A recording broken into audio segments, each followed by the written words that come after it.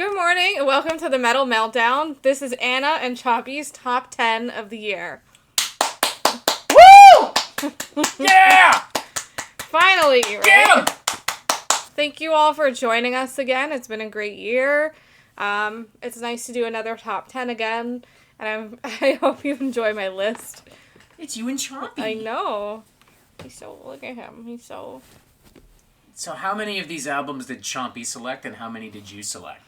It was a team effort. It was a team effort? It was a team effort, You pulled your resources on this? Yes, we did. Wow. Good job. So this is in order of my least favorite to my personal best. It starts from number 10 to number 1. Yeah, this is like the only top 10 ever that's actually numbered. Shut up. At number 10, we have Cobb from Arona. It's been a while since I've visited them and visited any kind of folk-themed metal. I got kind of bored of it for a while. This album, however, I absolutely love Masha's ghastly vocals. She knows how to develop a theme and a sound throughout the whole album and keep you engaged. I also just, in general, if I am looking for any kind of folk-themed album, I do enjoy something that's a lot more heavier to it instead of just kind of gimmicky and silly sounding folk.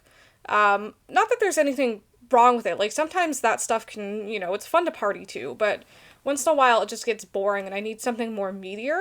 This album feels like someone telling scary folk stories around the fire while it's snowing outside and you can hear the trees rustling and birds. Anyways, I quite like the atmosphere of this album, and I think it's worth a shot. If you haven't listened to Arona before, I think you'd actually really like this album, especially if you're hesitant on, like, more folk-themed stuff. I think this is a solid album. Anna's even got little notes and shit. I got a little notebook. She got a little notebook. Yeah.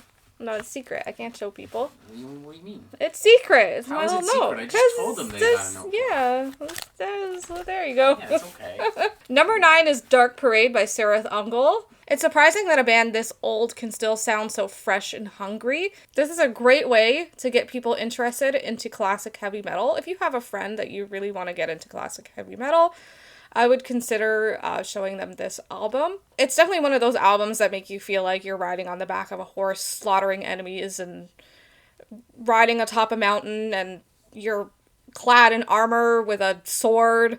It's a classic vibe, and it's hard not to enjoy that. Sometimes bands at this age tend to get kind of cheesy.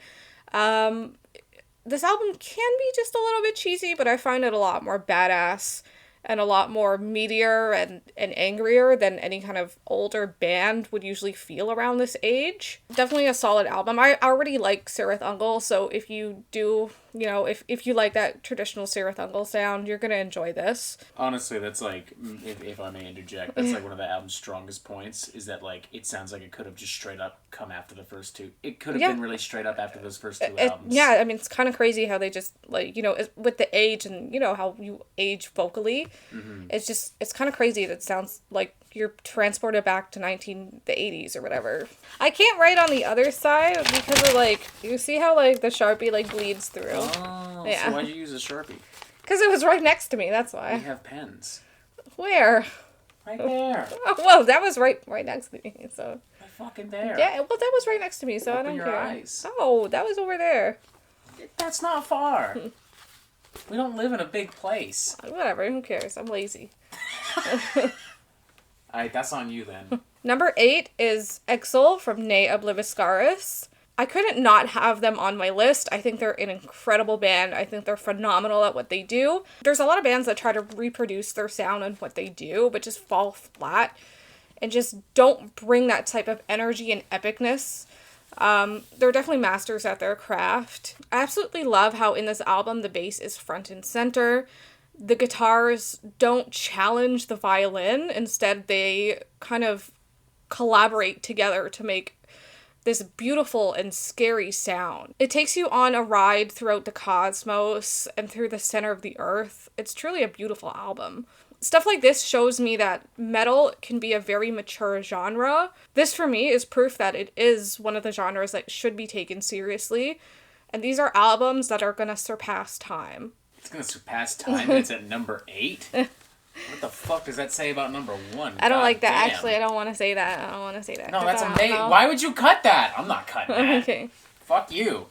You just drop fire like that and then be like, no, actually, that's not good. Chompy baby. That's right. There's a Chompy baby. Okay, He's got a new bandana, too. I know. It's a Toronto Raptors pride Yeah. thing. He's a gay raptor gator. Yeah. Yeah. That's right.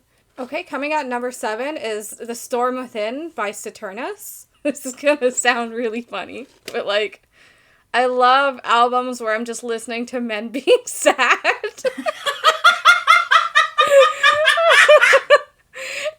Because they come in with this this really depressing, like, this sound, and then you hear these clean vocals of this man talking about how much he's suffering, and I'm like, oh my god, yes! Turn that shit up!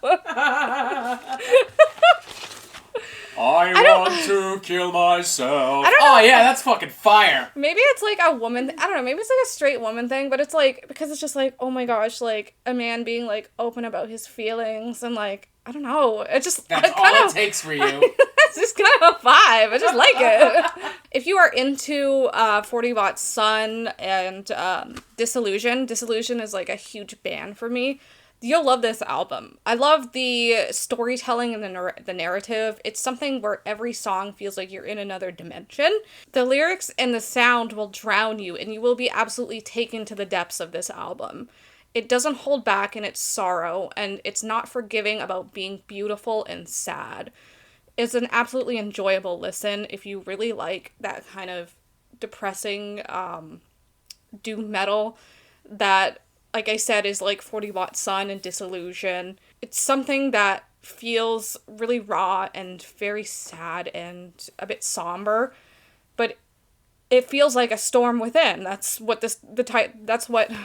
Oh shit, that's what it is! That's what it is. It feels like a storm within, yeah. Number 6 is Stone by Baroness. This is a colossal album that uses atmospheric riffs and poetry to tell its own narrative. Every song is almost cinematic with its own story to tell. You can get absolutely lost in this album. I could sit down and just stare at the ceiling listening to this album all day. It kind of also reminds me of being at like a shitty garage show where you're just kind of drunk and lonely, but you're also just really vibing to the music. Everything feels kind of cathartic because it's raining outside, and you're just like, damn, this music hits.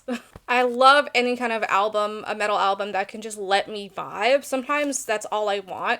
I don't always want to bang my head. I just love an album that can just let me chill, get high, stare at the ceiling, as I said, and just let myself be. So fun fact, Stone from Baroness was almost in my top 10. Wow. Almost. Why'd you move it? You know, it was just something where it was like, there are so many great albums, and I just happen to like these more. I will say this year is really good. I'm gonna retroactively add Stone as another honorable mention, because it really is a great album. Yeah, this year is really good. Mm-hmm. Okay, number 5 is Death Album 4 by Dethklok. I couldn't not include this. Like, it's an incredible... I fully expected you to include this album because you love Dethklok. It's an incredible follow-up to Death Album 3. Like, if you loved Death Album 3, this is exciting because it's the same kind of energy and feel. Like, the thing about seeing Brendan Small live is that he does not look like he sounds that way. It's kind of incredible. He did all the fucking voices and shit on stage, too. You know, he really takes you into that feel and narrative of the Dethklok show, because he has such an incredible vocal range. This album, just like any Dethklok album, is a bit comical, which is fine. That's Dethklok. It's what you expect. Sometimes with other bands that are trying to do a more comical thing, it can get very silly and gimmicky and just kind of sometimes gross and weird and just stupid.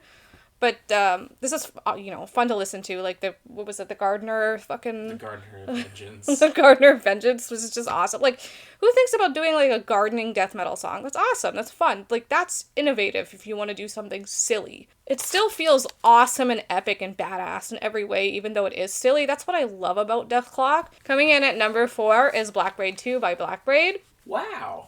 It is so refreshing to see a black metal album talking about nature that doesn't have to do with like Nordic themes and like white men. You know what I mean? Like, it's like, yeah, you know, Norway and, you know, they got forests, but, like, so do we. Like, we got forests too. Like, you just We do? You're kidding. That's so crazy. Guys, did you know that? You know, it's just not as relatable because I don't fucking live in Norway. But I can understand, like, you know, even coming from a place of white privilege, I can understand the connection that people who are native have to the land.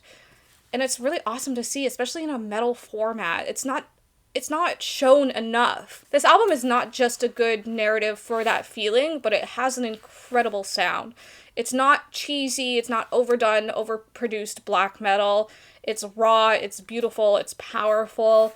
It makes me enjoy black metal again. A lot of black metal sometimes is just so derivative, but this is actually incredible through and through to listen to. It takes you to this area where you're like in a bloody forest strewn with animal bones and it's storming outside and all you see is these tall trees. And you can kind of feel the pain of the spirits within the forest. I like how I'm just like backseat gaming your fucking video. I know, it's like last time. Yeah, that's okay, because it's more content and you know, it's easier for me. So I am a fan of content, hence why this exists. My foot is falling asleep. Speak. I love that fucking gator head in the back so much. That's right. Isn't that cool as fuck? It's so cool. Okay. Don't fuck up, Chompy. That could be you. Yeah, if you misbehave, that's you back there, okay? Keep your shit together. You ever wonder what happened to your sister? Yeah, there she is. We don't talk about those other ones, though. Coming in at number 3 is The Weight of the Mask by Valbard. This album takes me to a place, it's kind of emotional to me, where it takes me to a place of, like, being in my 20s, taking the bus to college, and where I went in college, the bus went through more like forested area. Okay, if you know where Oakville is and like the fucking Oakville Sheridan, like that whole line, you'll notice it's a lot more rural. But just taking me through that line while it's snowing outside and feeling incredibly alone. It's kind of comforting to listen to this album because it brings me back to that sadness. It's almost like a wet blanket, like a wet, warm blanket around my shoulders where it's me observing myself in the past. It just feels like I'm in this sphere floating. It just feels like I'm in this sphere floating in the middle of a blizzard, and all I want to do is lay down and look around at the snow and just bury myself in it. This album has a piece to it, but there's also a deep sorrow within the lyrics and the sound. It's, as I said, something that resonates with me in the way I used to feel. The way I just wanted to, driving down, going to school, looking at the snow, and all I wanted to do was get off the bus and just get lost in it and just drift away. Coming in number 2 is Terracite by Decapitation. It's like cannibalistic worship music. It's absolutely putrid and disgusting. It makes you hate humans even more. It's unabashedly filthy and heavy and just keeps me excited for death metal and everything that Decap does. It's pretty obvious that they discuss human beings and their parasitic nature and the things that we have done to the environment and what we've fucked up. If you have anger for that, like I do, this is cathartic. This feels like it understands how you are feeling about the environment and human behavior. I also said that it is a putrid mess of slaughtering and unforgiving riffs. This album will fuck you 6 ways from Sunday.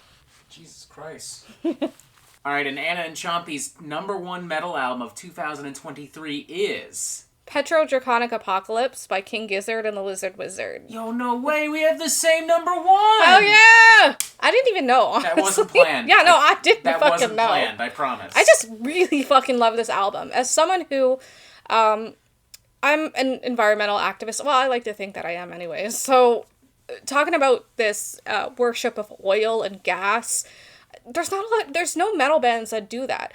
I don't think I've heard of an album where people are talking about the effects of this oil and gas worship. Like, you get the environmentalism, but also this understanding of, like, well, like, why are we doing this? Just to go faster? Just to go a little bit faster? And it's like, you know, we're destroying the planet just so we can go a little bit faster. It just doesn't make sense.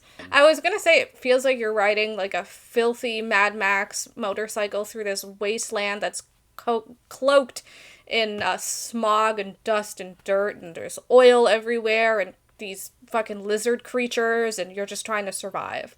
That's that's quite literally a plot point in the story of the album. So that's what it feels like. Yeah, there you go. You did it.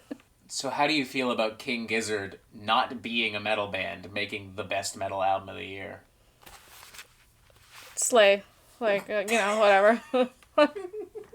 Pop off, King. I don't know. It's great. I like bands being experimental and doing whatever the fuck they want to do and making music that they like. This makes me want to get fucked up on whiskey and just, like, yell at some CEO. Hell yeah. That sounds like an awesome Saturday night. Let's do that. I want to, like, drink whiskey, and I want to be, like, a crazy fucking person on the TTC, like, yelling. That's what I want to be.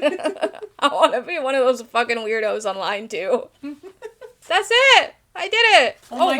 We did it. See? Anna and Chompy's top 10 metal albums of 2023. Anna, do you have any honorable mentions that maybe didn't make the cut, but you'd like to talk about real quick? Pink Friday 2. That's not a metal album. You said any honorable mentions.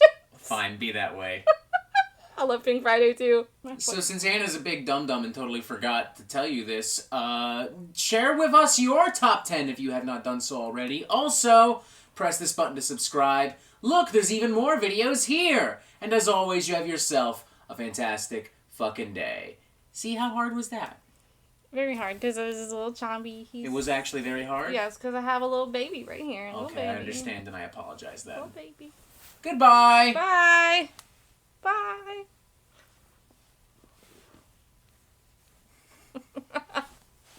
I have a foot to get up. That's right, you have a foot, that's right. Can you help me? No.